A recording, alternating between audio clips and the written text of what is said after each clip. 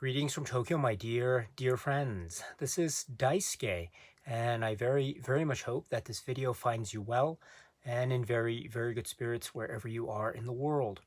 And today, if you don't mind, I would very much like to continue on with our journey, our discoveries, our discussions, and our explorations with respect to the recent releases made by the Criterion Collection during this year of 2022.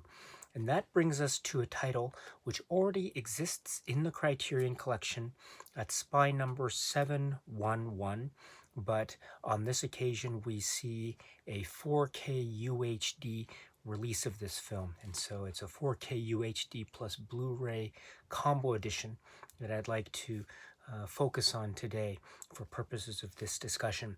With regard to the work from 1964, the filmmaker is Richard Lester, and the name of the work is A Hard Day's Night.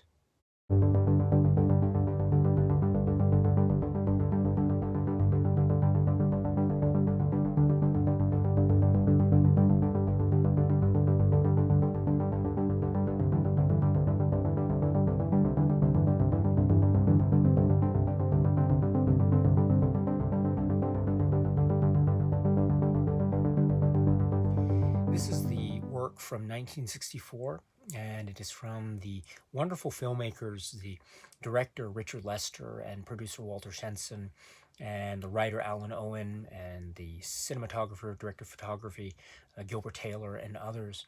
And it has, of course, this brilliant cast. Included in which are, for example, Wilford Bramble and Norman Rossington and John Junkin and Victor Spinetti. And of course, we have John Lennon and Paul McCartney and George Harrison and Ringo Starr, the Beatles, in this film, which is the great work, A Hard Day's Night. And there's so much, I think, to say about this film, A Hard Day's Night. And we'll talk about the Criterion release itself, the 4K UHD release from this year, and the supplements that are accompanying this great release. But before we do, let's speak about this wonderful film. It is joyous, it is ebullient, it is full of life and vigor, and its momentum has not ceased in the slightest. It just seems to be forever young, forever charged with energy, is it not? It just feels like this eternal a burst of sunshine, in a manner of speaking. This is A Hard Day's Night. It is, of course, a story that is constructed on this notion of the Beatles in midst of touring, or on tour, and they are en route to this particular rehearsal or setup involving a rehearsal that is linked to a type of performance that will be recorded or on camera, also in front of a live audience, as it were. And so this is the basic setup. So they're on tour, they have to get from place to place to place. They have to move from various appointments, various scheduled stops.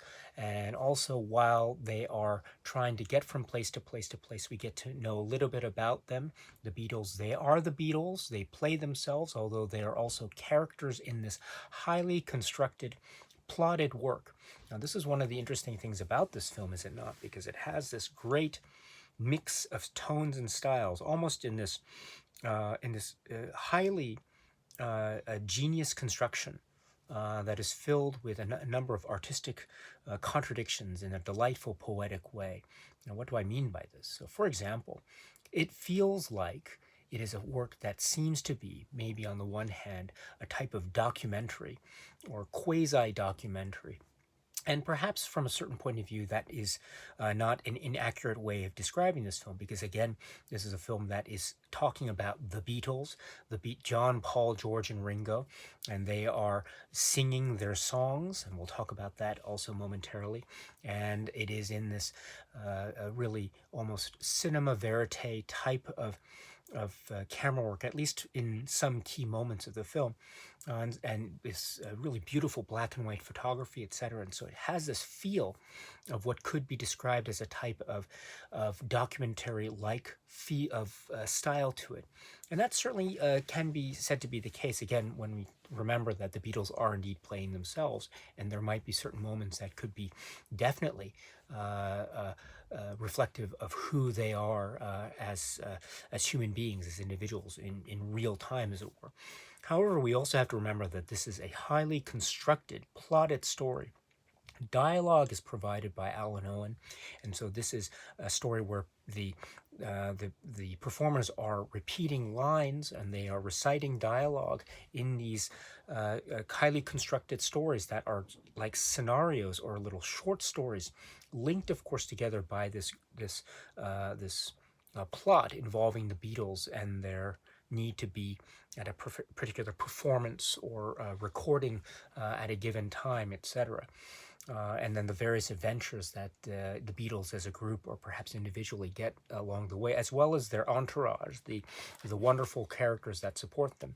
And so this is also, but this is then therefore to say that everything is having a sense of the feeling of being a documentary, but also understanding that this is also highly constructed, plotted work. And we are also reminded of how highly constructed it is by the fact that these routines, these vignettes, these various short stories or scenarios that are relying on a wonderful sense of comic timing, gags that are also reliant on the brilliantly worded phrases and dialogue of Alan Owen that are very clever, very cheeky, and so that, and also while this is going on, we have the great performances by the actors in question and how they really have this genius comic timing. And I'm speaking of the Beatles themselves as well. Each of them, you have this wonderful sense of performance and aura.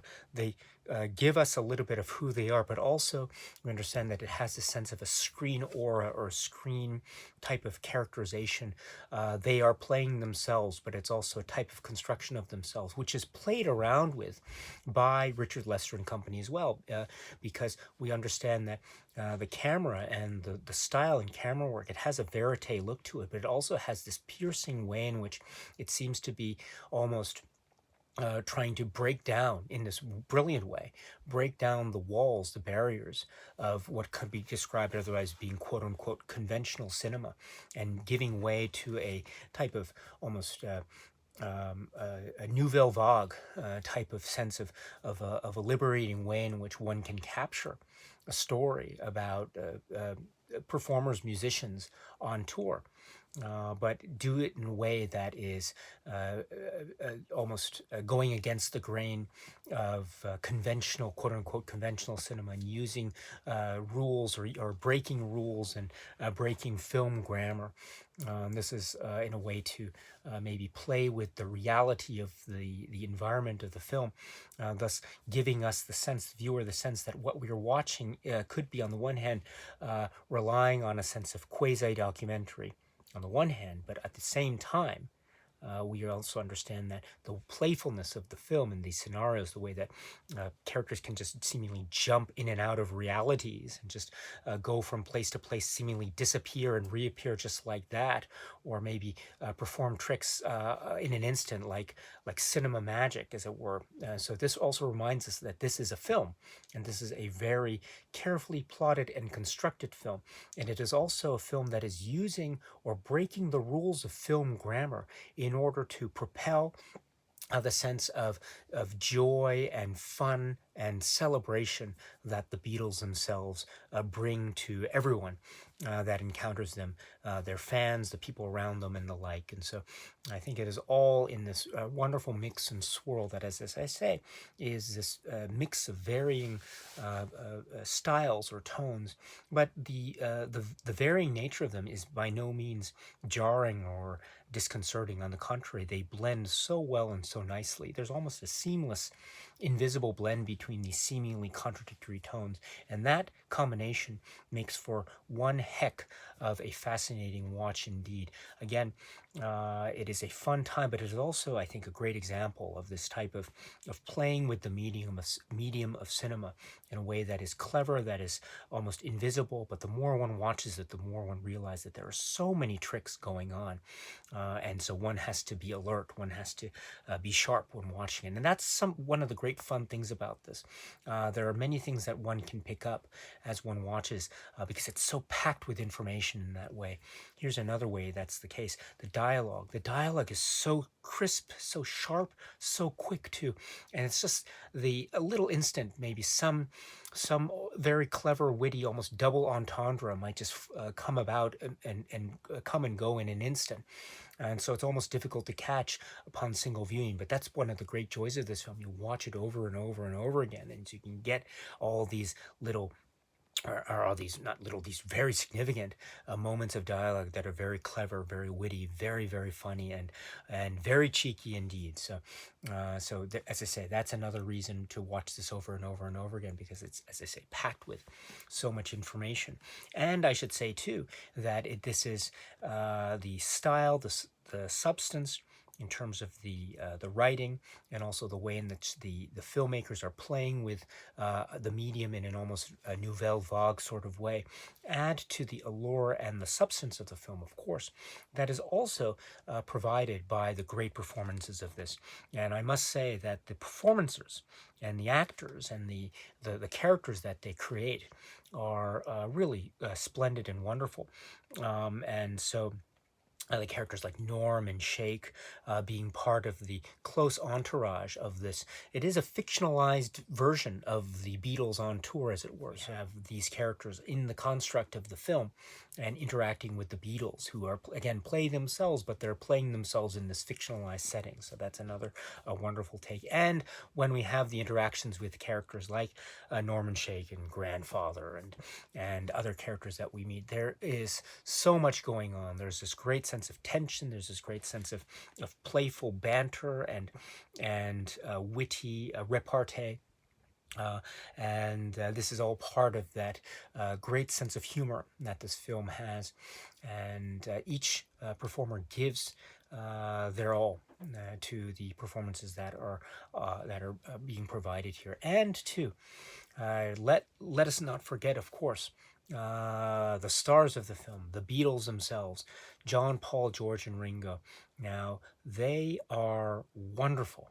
They are absolutely wonderful. You don't need me to tell you that, because I think it's pretty self-evident from watching the film, and the many people have remarked upon this in a manner that is much better than I could ever hope to try to achieve in the context of this YouTube video. However, it is still very much evident that they are so great at what it is they're doing. They're having such a good time playing themselves in these filmed scenes on the train, in the corridors, outdoors, talking along the bank, or in the hotel rooms, in the party halls, and talking with the reporters, etc., or whatever the situation may be. But the Beatles themselves, they are magnificent. And they're magnificent because they can still show us a sense of who they are as individuals in an authentic, true, down-to-earth way that is still so fun, so magnetic, so charming. And also they can go along with the humor, that Richard Lester humor that's very much like the Goons, which will also be remarked upon perhaps in the supplemental discussion of the film. And that very clever in-joke type of way that is playing with the grammar of cinema, and the Beatles are playing along with that with such grace, and also they are playing along with it in a way that is not, they're not afraid also to poke fun at themselves at the same time. So you understand immediately that they are having such a good time. And if they're having a good time, my friends, then so are we, as we are along for the ride as well. So there are so much great aspects about their performances that I think really should be highlighted. I think in particular, each of the Beatles has his moment to shine. Ringo, for example, when we have his moments, especially maybe towards the latter half of the film in particular, when his plot in terms of his emotional character arc, shall we say, kicks into high gear. There's some scenes of brilliant comedy, as well as some emotional, heavyweight type of moments from his particular characterizations. Now that's one aspect. There is a great moment, or a lot of moments involving George Harrison and Grotti and the like, and then of course Paul McCartney and his interactions with his grandfather, and trying to maintain a sense of control with that particular story, while also being Paul. And so that's so charming and affable. And then there's John, of course, who has this great acerbic wit that is always alight, always on, and it is never off in this film. And those scenes where it is on, it is really on, and you can tell immediately that each of these lads from Liverpool, each of these individuals have their moments to shine, to show us who they are, while at the same time indicating to us, winking to us, that they're having such a good time making this film called A Hard Day's Night. So it is fun for everyone concerned, as the saying goes, perhaps. And then, of course, the fun doesn't stop there, because what would a Beatles film be without songs from the Beatles? And this film is packed to the brim with such songs, such performances. Hard Day's Night era of the Beatles music history. And so we get a number of songs that are performed, or that are constructed, or that are presented in a way that could show what could be described as being a type of music video grammar.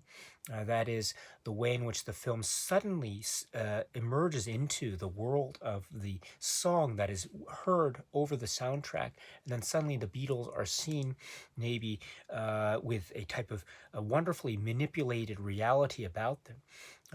And then they suddenly appear to be singing songs in some aspects, or maybe the camera work is manipulated away to indicate other aspects of that. So I'm thinking of, for instances, like the performance, or the musical number "Can't Buy Me Love," which is a very famous song. It's also very famously rendered in this film. Or "I Should Have Known Better," in the train carriage car, which is another very famous scene in the film. I mean, they're all famous, but those are examples, of course. And then we have other situations or scenarios where songs are performed in this type of rehearsal mode.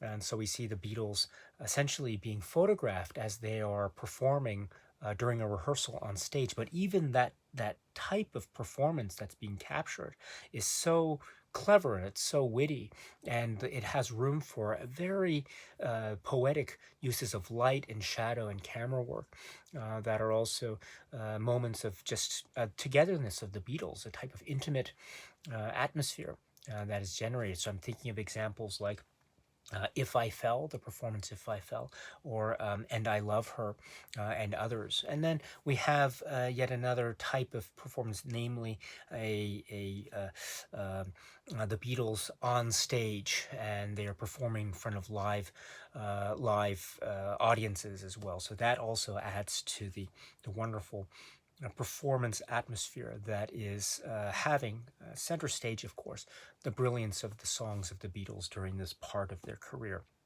So we're getting everything and then some when we watch a film like A Hard Day's Night. It is, of course, a film that is maybe a film that has already been seen many times by anyone who is a fan of the Beatles, and because it is undoubtedly such an important aspect of the Beatles' history and who it is that they were and that they are, and not just in terms of this period in their particular history and trajectory, but just overall. And so it operates in that context very importantly, very significantly. It also, of course, operates in the important context of a work of cinema that is breaking boundaries, that is very fresh and inventive and clever and imaginative, while also being very much part of a sense of capturing in a nuanced way something of the stuff that was there, the feeling in the air, of the early 1960s, and the Beatles were very much a part of that. So we're seeing that type of history almost unravel before our very eyes. We're witnessing those real moments, that real stuff in the air in this package that is this highly constructed, very funny, very clever collection of gags, of scenarios, of setups, and also a really neat and lovely set of stories and character arcs involving this historic group, right? The Beatles. The Beatles. This is the film, The Beatles. This is the work, A Hard Day's Night. The Criterion Collection has released this film, or re-released, I should say, this film, A Hard Day's Night, which already exists at SPY number 711. It already exists, for example, in this previous version, which I have here, which is the dual format edition, which is the phrase used to describe the DVD and Blu-ray formatted edition of this film in the earlier Criterion release. So that's this particular earlier release. But now, in this year of 2022, Criterion has re-released this in what is known as a 4K UHD plus Blu-ray combo edition. And that is, of course, because, as we recall from the Criterion announcement late last year, when it announced the 4K UHD titles, among those what were referred to as the first slate of Criterion 4K titles, among those titles was A Hard Day's Night. So this was to be expected, and now in 2022 it arrives again here in packaging that does resemble in almost all aspects the earlier release, of course. There are some slight differences. This is a little bit thinner. The earlier dual format edition has a little bit of slight thickness to it, but that's due, I think, to the number of discs that are involved. Here we have a 2-disc set, 4K UHD disc, and then the Blu-ray disc, whereas here we have actually 3 discs. Yes, we have the 3 discs, the 2 DVDs, and then the 1 Blu-ray. So that probably is the reason for the slight difference in thickness, but it is not a significant difference in terms of at least how I view it. So in any event, this year we have the 4K UHD plus Blu-ray combo. Now, before we get to the supplements, let me just point out that the booklet, which is I've just taken the liberty of removing here, does have on page 77 notes about the restoration. And it says here, A Hard Day's Night is presented in its original theatrical aspect ratio of 1.75 to 1. This new 4K digital restoration was created in Dolby Vision HDR from the 35mm original camera negative and 2 35mm fine-grain master positives. On the 4K UHD disc, the feature is presented in Dolby Vision HDR. On the Blu-ray, it is presented in high-definition SDR. And it also mentions about its consultation with Richard Lester. So this is suggesting that the Blu-ray disc and the 4K UHD disc are presenting the film based on the same source. And so at least that's what it sounds like when I read this particular description. However, there might be room to reasonably guess or consider, or perhaps to reasonably conclude that the 4K UHD presentation is different from the Blu-ray presentation of the film, and I'll try to explain why. So the first is that, in fact, I received this earlier, a couple months back, because I had pre-ordered it. And so what happened, in case you don't know, is around the time of its initial release, I think some very, very observant and astute fans of this film, people who know this film very well, had identified 2 spots at the very end of the film, the end sequence of the film, 2 shots that were erroneously or incorrectly placed. It's a very interesting thing. You watch the film and all of a sudden it cuts to a different shot, one that one is not used to, if one is familiar with this film. And so some very, very astute and observant people recognize that these were in fact errors. So there are two shots that are erroneously placed in the final sequence of this film. And so that is for the 4K UHD disc. Interestingly enough, the Blu-ray presentation of this, which is of course reminding me too of the earlier Blu-ray presentation from a few years back of A Hard Day's Night. The Blu-ray disc does not have, to my knowledge anyway, I've checked both of them, the Blu-ray disc does not have that erroneously placed set of shots. So what you're getting with the Blu-ray, you're getting the film with what I understand is the correct sequencing of shots at the end there. The 4K UHD disc has those two shots placed in error.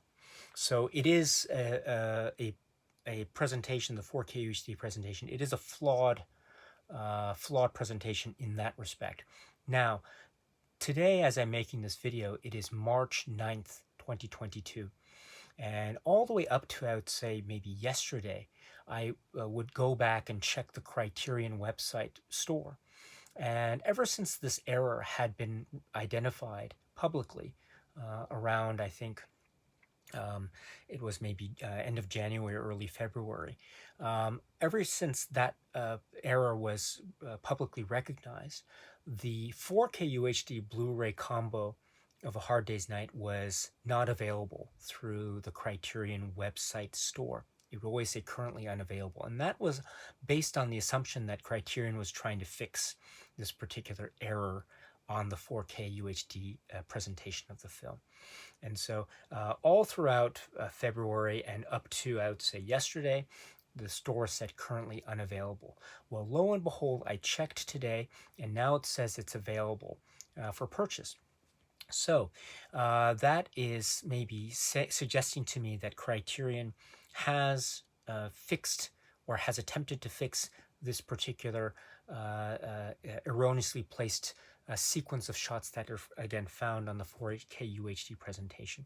Now, if that's the case, I'm very happy to hear that. I have not yet received such a fixed copy, 4K UHD fixed copy. I will try to do so as soon as possible. But just please note that over the past couple of months or so, the 4K UHD presentation of A Hard Day's Night did have that particular error or set of errors in terms of erroneously placed shots involving the final sequence of the film.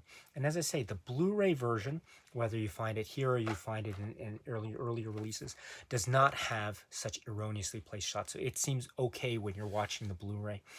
So just keep that in mind if you, say, got this set early on.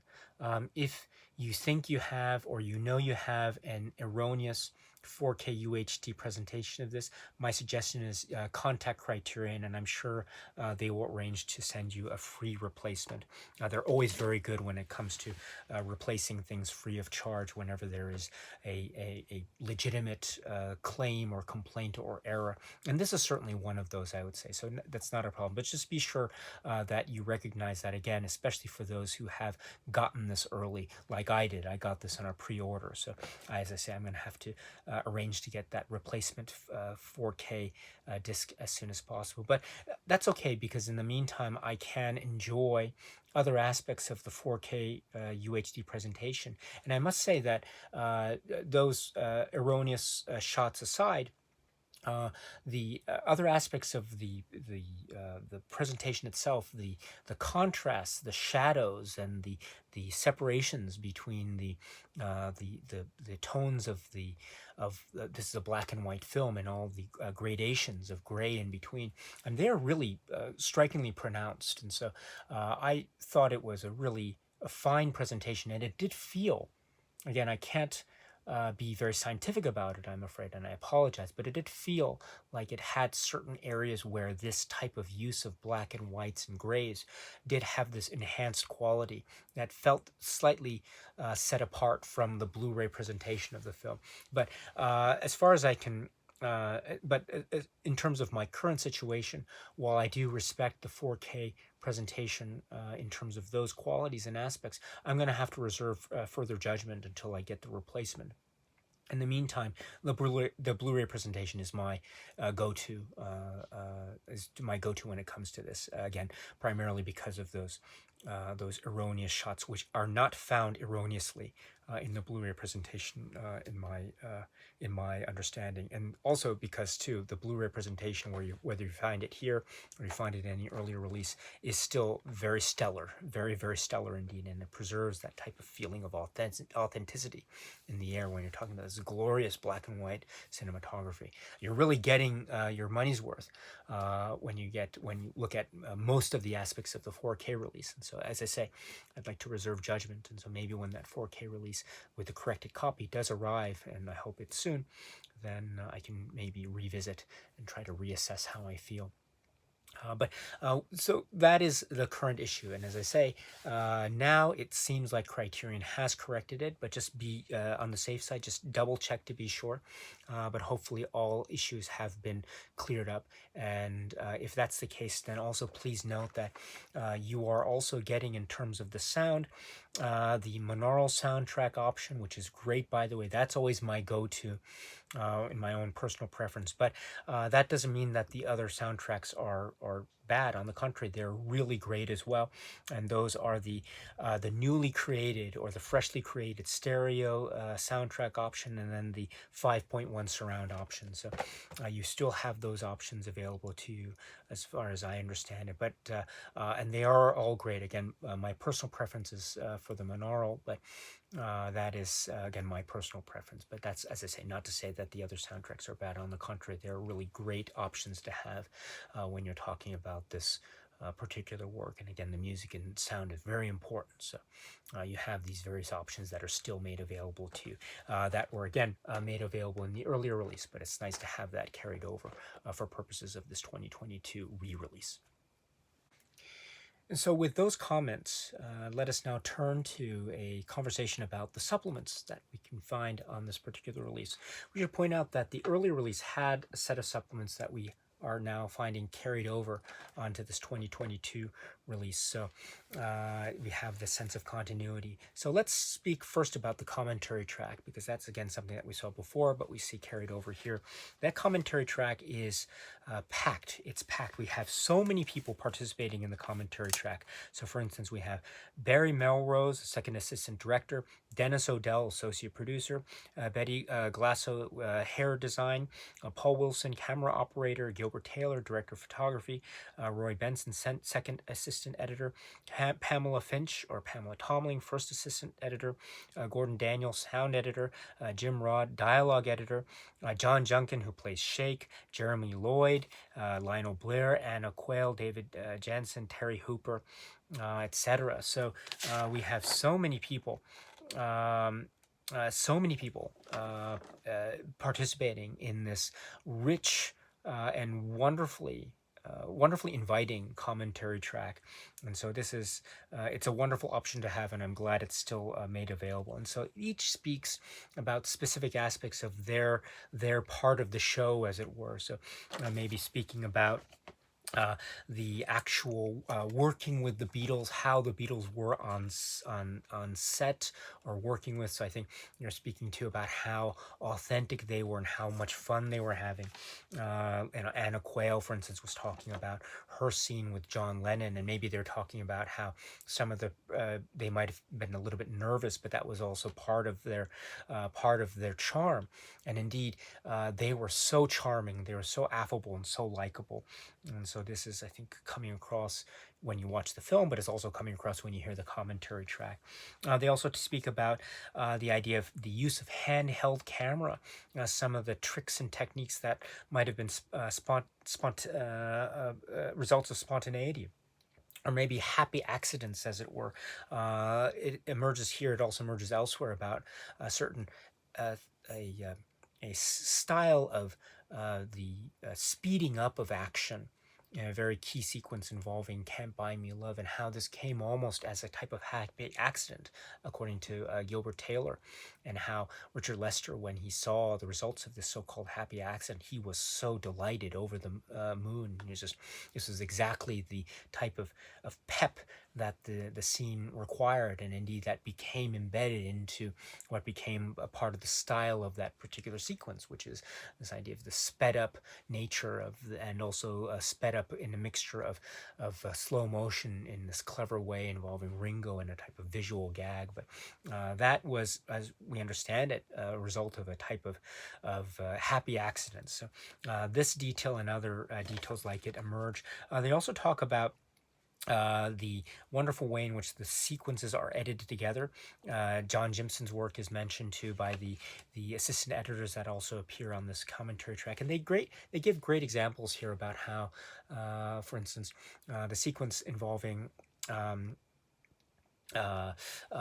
song on the train, how it's a sequence involving the Beatles essentially playing cards, and then all of a sudden it just cuts into them performing the song, and it's almost like the song or the way in which information is presented and in what order, and the way that John Jimson and his editing team decided on that order is very almost revolutionary in that type of pacing and presentation of information. That's, I think, a great example of how this film is so playful in the context of presenting the story and the music and the Beatles, but also at the same time being very inventive when it comes to the almost creation of cinematic techniques, including editing techniques, and how those editing techniques and tools that were being applied were essentially, in many respects, almost breaking the rules of quote-unquote conventional cinema. So this type of anecdote is really quite lovely indeed. And then there are also some great details about in certain song sequences we hear, noticeably the song seems slowed down a little bit in terms of what one is used to when one hears the recording of it on your albums that you have versus when you hear it played back in the particular sequences of the film. So that's remarked upon. So that's, I think, due to trying to match it with the particular action of the scene, at least according to the commentary here.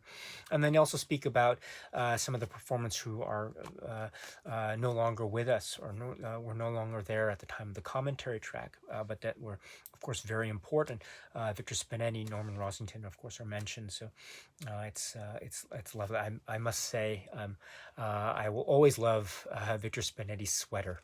I will always love his sweater in this film. It's great. I'm always on the lookout for a sweater just like that. By the way, I haven't been able to find one yet, but and also they speak too of Wilford Bramble, of course, and Alan Owen, the great contribution of Alan Owen and his sharp, clever, witty dialogue that is always on, and then of course Richard Lester, who is the captain of the ship, as it were, and he had the way of working with Richard Lester and the working dynamics that he brought to the fore. It was incredible. And then they turn once again, of course, they bring the conversation to the Beatles, and they also mention too how they mention the Beatles as natural performers.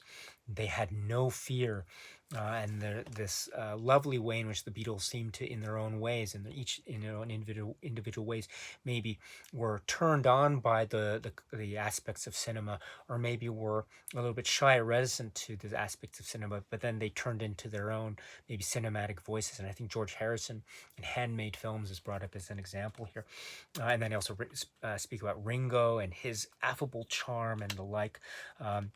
And they also speak about the girls and all the attention that the Beatles got, and this was real. This was electric, and that was part of the excitement of the Beatles and Beatlemania, of course. And so, and then they of course talk about dancing and Lionel Blair and his dancing, etc. So, so much to say, and it's packed in. Oh, and they do also speak to about the shots that were planned and established in terms of situation of the camera, also shots that were, as they described it, on the spot, ad-libbed, and that type of mix of planned and also spontaneity and I think form one of the backbones of the stylings and cinematic philosophy, as it were, of Richard Lester, and that we get a sense of that in some of the other supplements here. So for these and other reasons, you have a really stellar commentary track. So please check out the film if you have not already with the commentary track. It's well worth it, and it's such a fun time. So that's the commentary track with A Hard Day's Night. But that's not all, because when we get to the Blu-ray disc of this particular release, then we have the supplements in their own sub-menu, which we can now talk about. So when we talk about those sub-menued supplements, what are we speaking about? So again, these were supplements that were already found on earlier Criterion releases, but it's nice to have them intact and carried over. The first of which being, it's called In Their Own Words, The Beatles on A Hard Day's Night, and this is from 2014, approximately 18 minutes. And what this is this is a compilation of still photographs that are very cleverly edited together in a type of montage. And while we see this montage of various stills and photographs, we hear edited audio excerpts of the Beatles speaking about specific aspects or anecdotes involving or revolving around or otherwise related to their time in respect of A Hard Day's Night. And so we hear clips, behind the scenes, audio interviews, and the like. How about we hear maybe some of their comments, the Beatles, or some of their comments about the films that they enjoyed, the types of films that they liked. Maybe about also that maybe there weren't such high expectations when it came to the production of this film, but that it turned into something very magical and electrifying in terms of the result, and what a great result it was.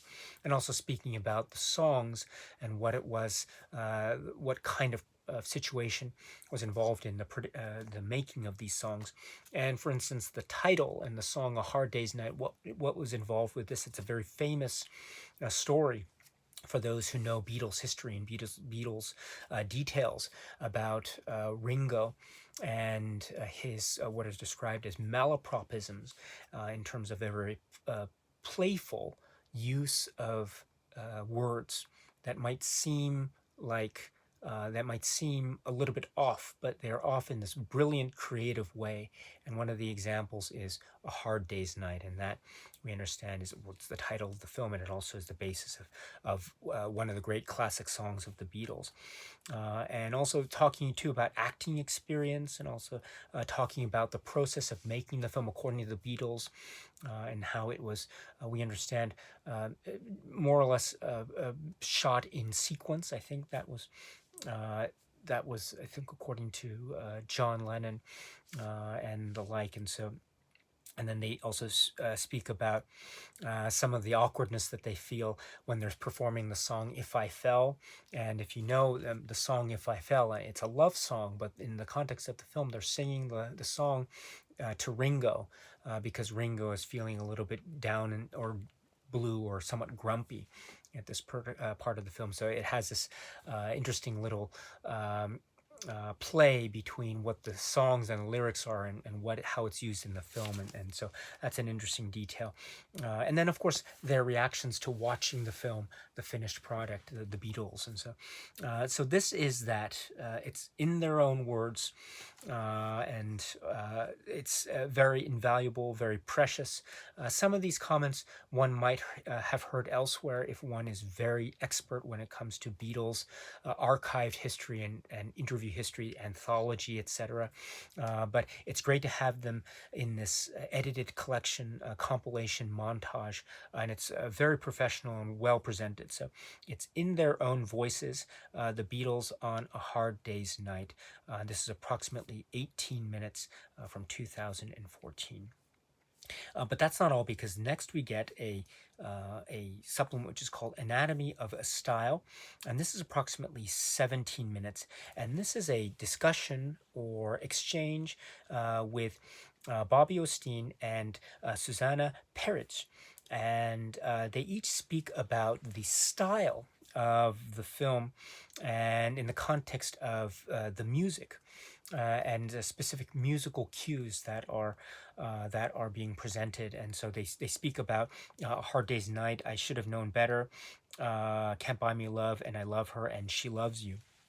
And they speak in terms of, say, the screenwriting or story editing aspect, and also the music editor aspect here as well, and how their comments here, for example, style is substance, style is content, and that is in no way a derogatory way of looking at the film, but on the contrary, it is very much part of it's almost tapping into the essence of what made the Beatles great, or one of the aspects that made the Beatles great, is that they took style and they took what seemed to be like the external, but they made it so joyous and so much approachable, and it became this type of window into who they were underneath, which were again the four lads from Liverpool, and these just wonderful, likable, charming people. And so there's this way in which the style and the way that the film is stylized is by no means a type of masking of something that is hollow underneath, but on the contrary, there's something rich and very warm and present when coming to examining the style of this film. And that is also due, again, John Jimson, the editor, is mentioned here, as he was in the commentary track as well, with great admiration and affection, because there's a sense of fluidity that is also mentioned here. The MTV music video aesthetic, which is also mentioned here as well. Of course, MTV, this is a precursor to what would come several years later with the advent of MTV, of course. But the notion here is that the idea of the merging of music and edited montage in the context of a film. That is also embedding a type of story, or weaving a story, or a type of dialogue as well. This is all part of the style is content hypothesis, which is, I think, a very sound one. And they speak of certain details, the white rabbit detail and the like. So this is, I think, a very key aspect, because it is a discussion that is focusing in on the merging of style, look, feel, and the music in the context of, as I say, the specific songs that I mentioned. So this is really great. It's invaluable. It has aspects of maybe an academic avenue to it, but it is by no means inaccessible. I think it's very accessible, and it's presented in a very clear manner. And I do like the way it's arranged as well. So it's a great carryover. So please check it out if you can. Again, it's called Anatomy of a Style, approximately 17 minutes. And that's not all, because then we get a 1994, one might call an archival documentary, as it were. And it's called You Can't Do That, The Making of A Hard Day's Night.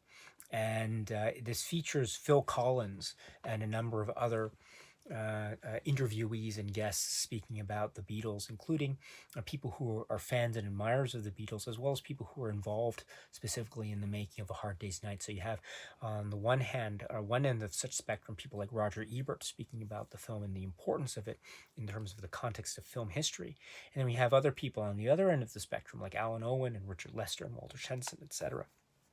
So this is approximately an hour and 2 minutes. I remember, I've seen this film so many times, and I've owned the film on various versions, including the Criterion release. But I remember when I saw You Can't Do That, this documentary, I think it was, if my memory is if my memory is correct, I saw it on a VHS tape that was separate from the film itself, and so you could get it on its own separate rental. You Can't Do That. So it was great. And it was in the early 90s. So here it says 1994. So it was one of the first, as I recall, of these making of documentaries of A Hard Day's Night that were emerging. Of course, there would be others that would follow, some of which we can find later in the supplements here. But it's a great one to have. And we have the idea of the story, Alan Owen, and how he approached it, because again, this is a constructed story. and he looked at it from the viewpoint of Beatles being, in a very playful way, still the prisoners of their own success. I think that's a phrase that's being used, and I think that is also made very clear in the way that a lot of the scenes involving all the people and the pressure and almost the claustrophobia and the lack of freedom, and how the Beatles are just trying to have fun and be free. And so that push and pull was very much part of the proceedings of the story construction of this film. And the idea too, which was the lines, the dialogue, they seemed to be, there was this feeling that they might have been just ad-libbed, off the cuff, just being spoken, but in fact they were all very, very precise and planned in terms of the script and dialogue. So and you have this use of terms and terminology. Grotty, for example, he's very clean, isn't he? And that sort of language that became, I think, forever entwined with Beatles and Beatles fandom, as well as the character and air and aura of the Beatles, so, and the like. And so, and they also talk about. There's an interesting aspect. They speak about John Lennon and his, almost, they describe John Lennon. Their word that's used is unpredictability, and I think that's so great. Again, I love the Beatles so much, and so that strikes me as being very much apropos in terms of John Lennon and the brilliance of John Lennon.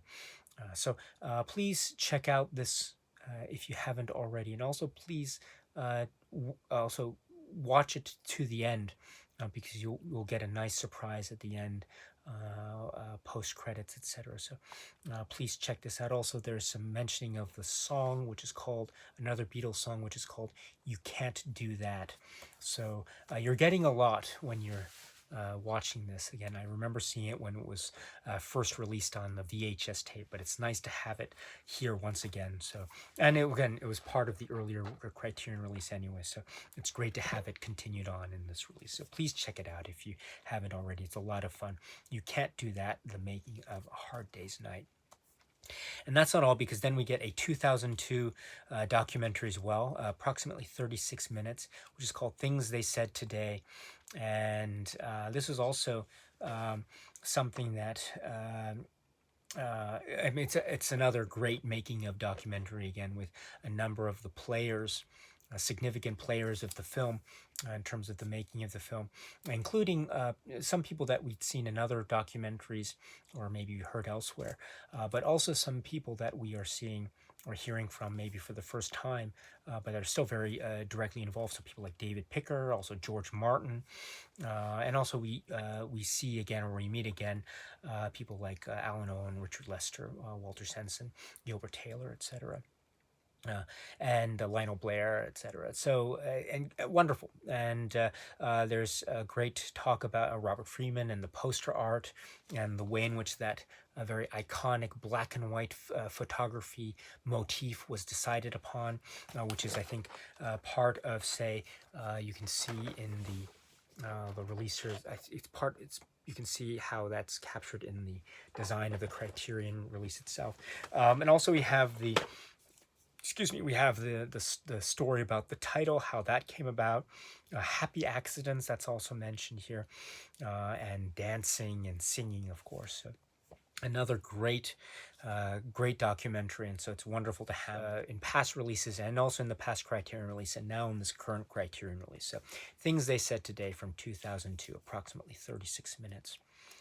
And that's not all, because we continue on with the supplements with a section which is called, Richard Lester. And we have a number of things here with regard to Richard Lester. So first is the very, very famous short film from Richard Lester. It's described as being from 1959. Here, 11 minutes. It's called The Running, Jumping, and Standing Still Film. Spike Milligan, Peter Sellers, Mario Fabrizi, and Richard Lester. And this film is very important for a number of reasons. One of which being, it's the film that cited by the Beatles, specifically, for example, Paul McCartney. He mentions that how one of the reasons why the Beatles were excited about working with Richard Lester was because they were such big fans of this particular short film, and they loved it, thought it was the funniest thing. He mentions, Paul McCartney does, he mentions it here, and he also mentions it, for example, in, say, his one of his interviews that can be found in the Beatles anthology, for instance. But so it's great to have the source of that admiration for Richard Lester's work, that short film here. And indeed, it's a very witty and delightful film.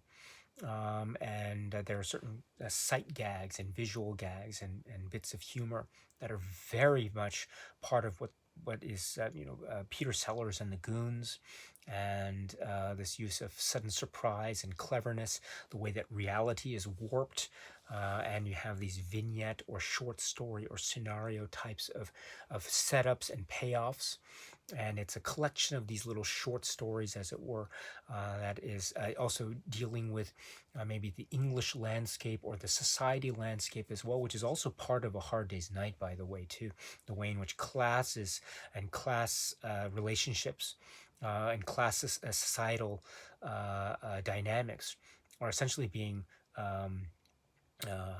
on display and made fun of in this playful, witty way by the Beatles. And we have that, or a sense of that, or the rawness of it present in Richard Lester's work here.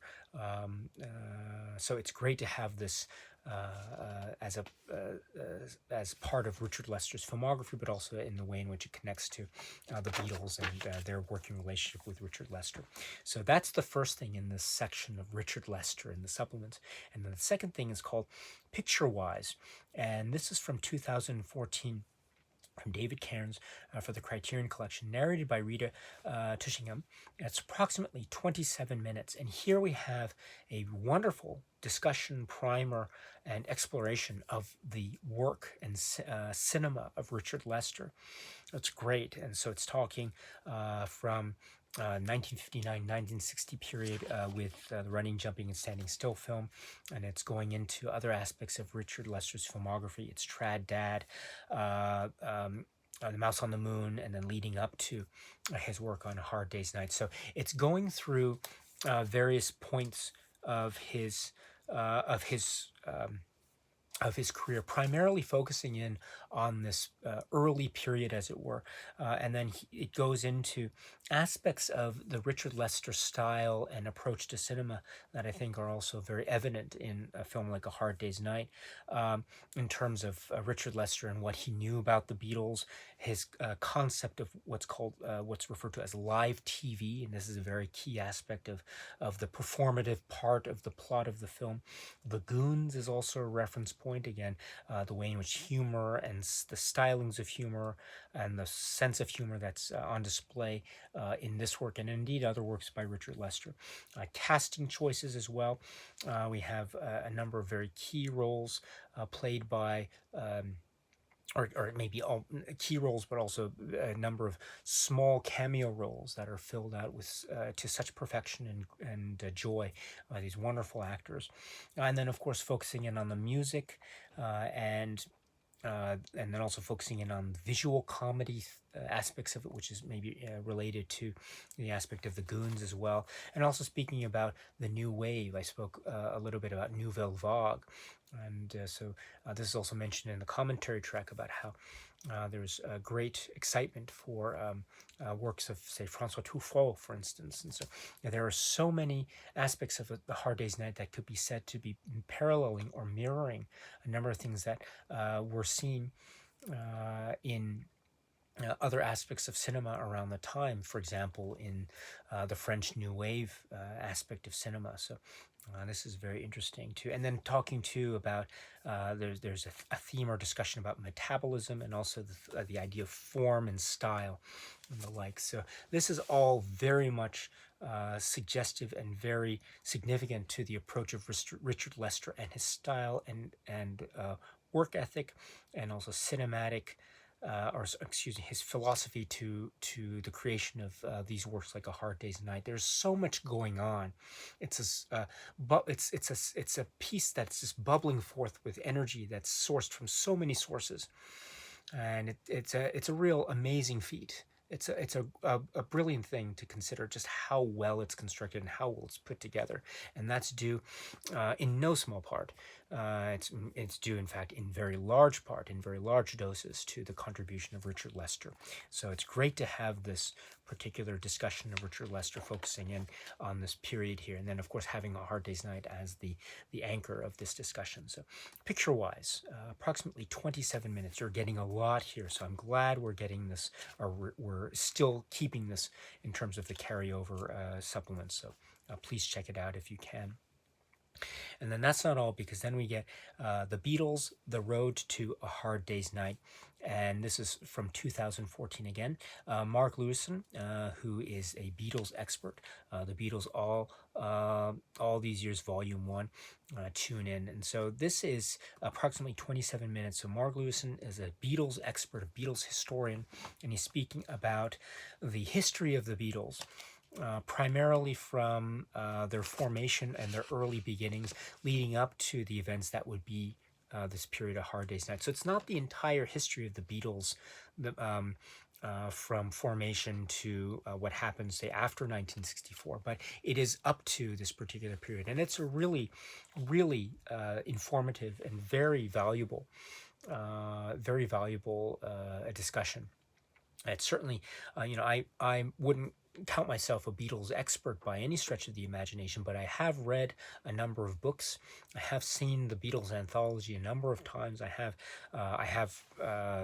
their albums, and so I'm a big fan. And so I would say that I knew a lot of the stuff that he was speaking about, but there are some things too that I didn't know, and so it's always fun to hear these sorts of interviews about the Beatles' history. So this is so worth it, so worth it. And he speaks about, as I say, the early days, the formation.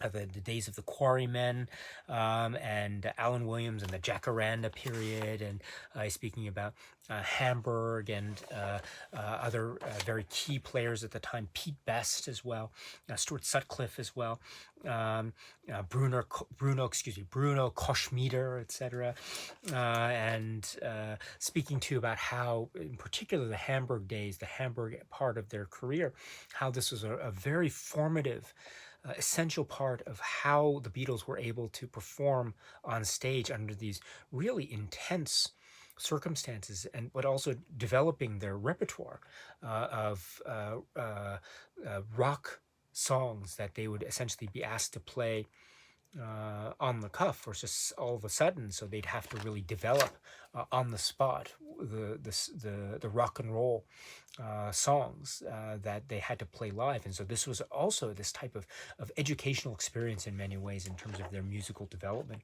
and of course that would lead to the other challenges to developments. Ringo, and also would they stay together, would they break up? But eventually they would find, of course, and then management, and then leading to America, and their breakthrough songs and their number one songs in the UK market and the US market, and then leading to, of course, what ended up becoming A Hard Day's Night. So we have so many things here that can be said, and so it's a wonderful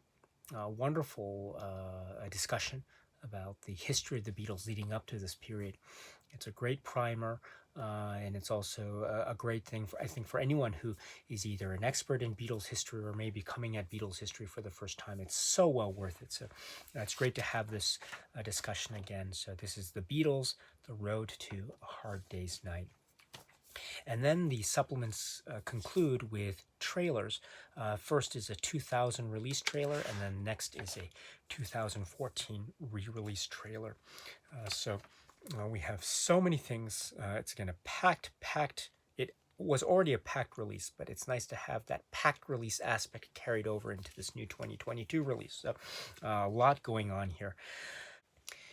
And now let's talk about the packaging and then also the booklet as well. So as I say, this is very much or almost identical to the earlier release, the dual format edition, for example, that I have here from several years back, and it's in this digipack format release, so it's really nice. So you have the outer compartment and the inner compartment, and as you can see, you have a lot of little neat details that await you. The lighting is bad on this video, I apologize, but you can see too that inside the compartment there are some little surprises that might await you. So it's great to see these details emerge. And then we have the I'm sorry, I took the booklet out, but let me just put the booklet back in here again. The inner compartment would go like this. And so you have the inner compartment that looks like this. That's the back and that's the front. And when you open it, you have the compartment.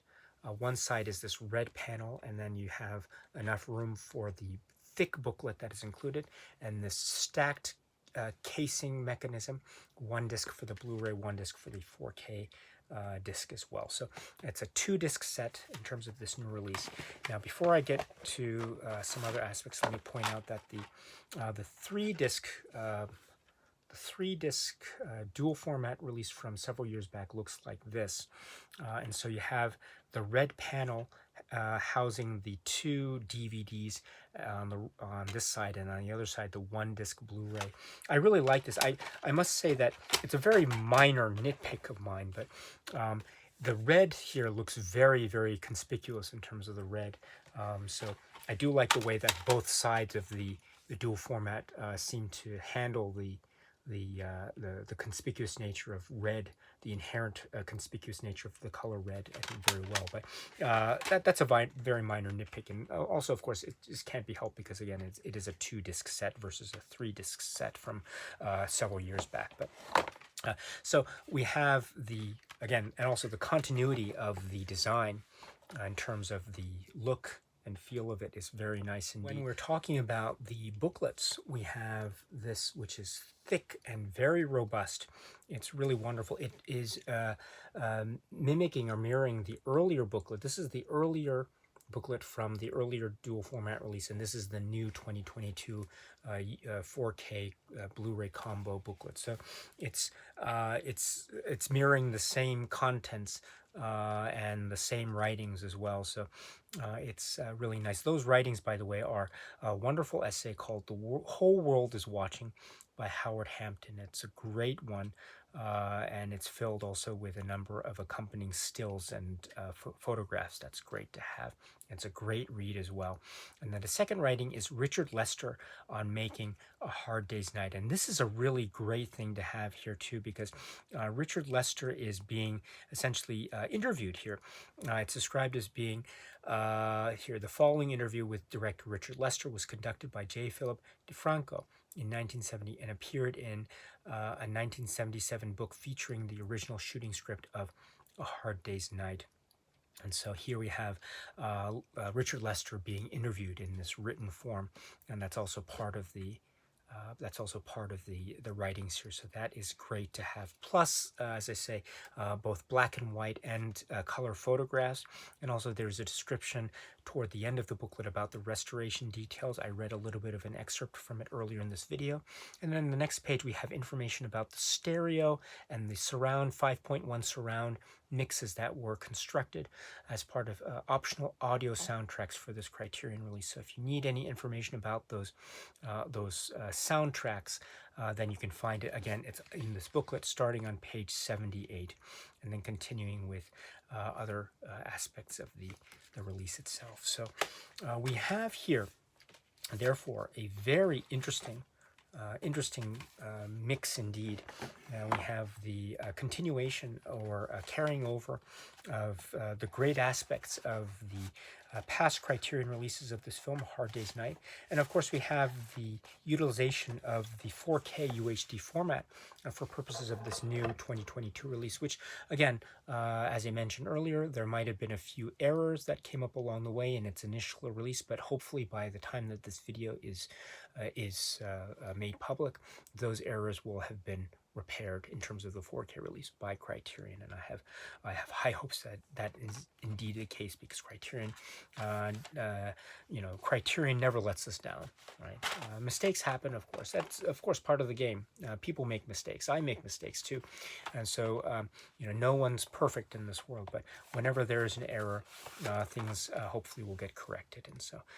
That is something to look forward to, because again, when we're talking about a film like A Hard Day's Night, there's so much fun and there's so much celebration or reason to celebrate, and so we want to have as perfect a release as possible. So if you are looking out for or thinking about getting this, just be sure that you're okay in terms of the updated 4K release of this from Criterion. And once you've confirmed that, or you're comfortable with that, then yes, this is a fun time at the movies indeed.